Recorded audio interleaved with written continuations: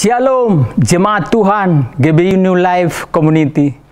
Senang bertemu dengan saudara lewat pemberitaan firman Tuhan yang saya yakin pasti akan memberkati dan menolong kita. Karena hari-hari ini kita sangat membutuhkan firman Tuhan.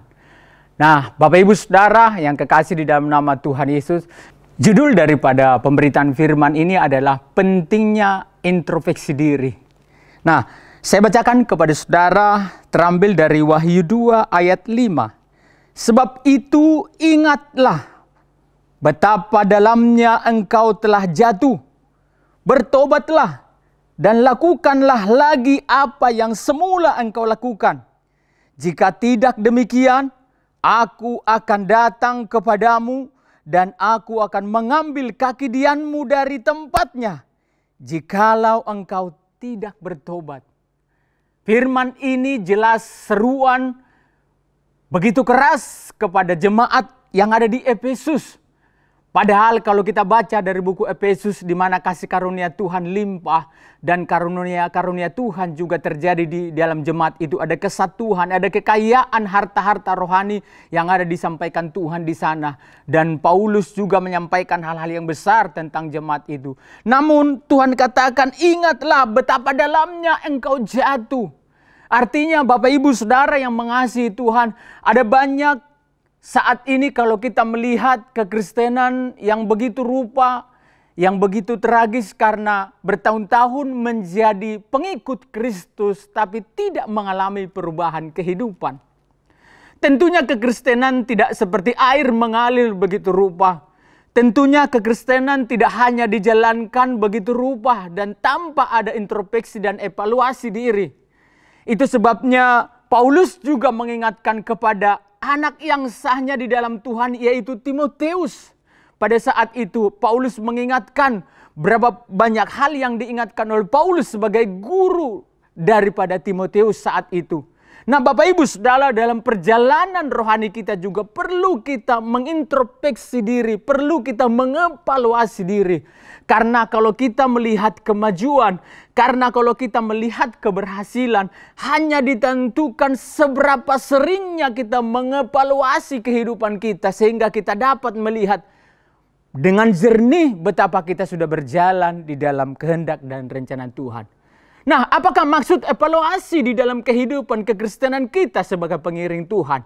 Yang pertama, tujuan daripada evaluasi adalah untuk memastikan apakah seluruh gerak apa yang kita peragakan dalam kehidupan kita ini sudah benar-benar mempermuliakan Tuhan.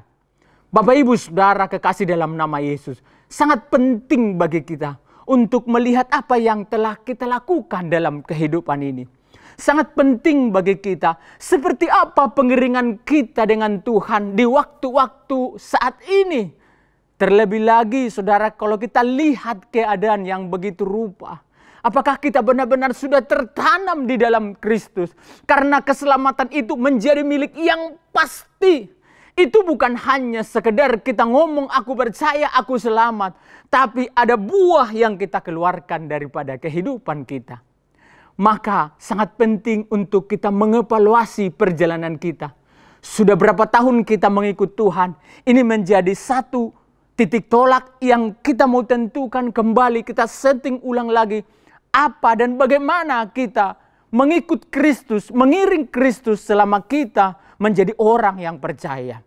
Lalu yang kedua, untuk apa kita melakukan evaluasi atau introspeksi diri?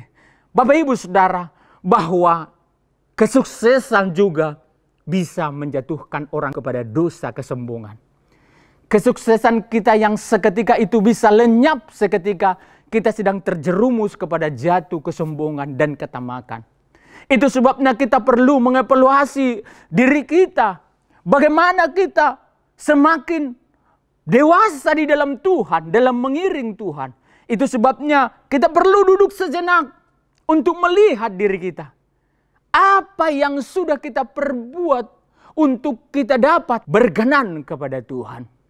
Jadi yang kedua saudaraku, bagaimana pentingnya evaluasi dan introspeksi diri adalah supaya kita semakin berkenan kepada Tuhan. Nah, Bapak Ibu, Efesus 5 katakan demikian firman Tuhan saudaraku. Efesus 5 ayat 15, 16, dan 17 dikatakan demikian. Karena itu, perhatikanlah dengan seksama bagaimana kamu hidup. Janganlah seperti orang bebal, tetapi seperti orang arif. Dan pergunakanlah waktu yang ada, karena hari-hari ini adalah jahat. Sebab itu, janganlah kamu bodoh, tetapi usahakanlah supaya kamu mengerti kehendak Tuhan. Maka pentingnya introspeksi diri, pentingnya evaluasi dalam kehidupan hanya untuk membawa kita supaya kita benar-benar melakukan kehendak Tuhan. Bapak Ibu Saudara, sebagai pengikut Kristus yang cinta Tuhan, bahwa satu-satunya yang terutama dalam kehidupan kita ini adalah untuk melakukan kehendak Tuhan. Itu sebabnya kita perlu duduk, kita perlu renungkan lagi perjalanan yang sudah kita langkah ke depan ini. Waktu-waktu yang sudah kita lalui. Apakah itu benar-benar kita sudah melakukan kehendak Tuhan di dalamnya yang ada rencana Tuhan untuk saudara dan saya? Maka Bapak Ibu, penting kita renungkan. Evaluasi diri, introspeksi diri. Dua hal ini sangat penting. Apakah hidup kita sudah mempermuliakan Tuhan? Maka yang kedua, apakah kita sudah melakukan kehendak Tuhan? Nah, dua hal ini saya sampaikan kepada Bapak Ibu. Biarlah ini menjadi perenungan dalam kehidupan kita. Supaya kita tidak sedang berjalan dan terjebak kepada kesombongan. Supaya kita tidak sedang berjalan terjebak kepada hal-hal duniawi yang membawa kita semakin jauh dari Tuhan. Saya berharap saudara dapat mengambil satu pesan daripada firman Tuhan ini. Supaya kita makin bertumbuh dewasa di dalam Tuhan dan menjadi murid. Haleluya. Puji Tuhan. Saya berdoa kepada saudara. Tuhan berkatilah umat-Mu pagi ini sebelum memulai seluruh aktivitas mereka mendengarkan tuntunan firman Tuhan. Berkati umat-Mu saat ini dimanapun mereka berada Tuhan. Berkati keluar masuk mereka. Berkati kemanapun mereka melangkah. Ada penyertaan tangan Tuhan yang ajaib. Di dalam nama Tuhan Yesus hamba berdoa. Amin.